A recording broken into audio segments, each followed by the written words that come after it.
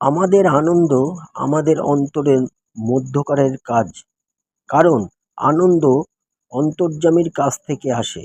যদি আমরা মানুষের মধ্যে জায়গায় এবং জিনিসপত্র আনন্দ খুঁজি, সেই সব শুধুমাত্র হতাশার আমন্ত্রণ। সবসময় প্রভুতে আনন্দ করো। আমি আবার বলছি, আনন্দ করো। তোমাদের শান্ত সংযত আচরণের দ্বারা যেন তোমরা সকলের প্রীতির পাত্র হয়ে ওঠো।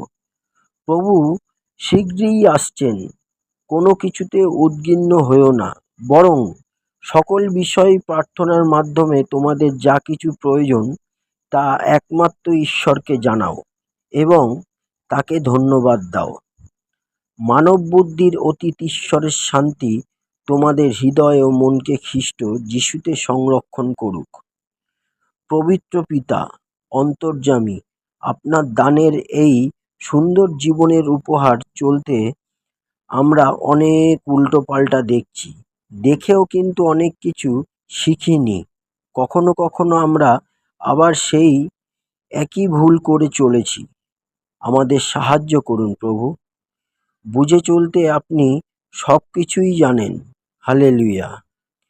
ঈশ্বর, প্রত্যাশায় আমাদের আগাম ধন্যবাদ জানাই। জয় যিশুর জয় হোক। আমেন।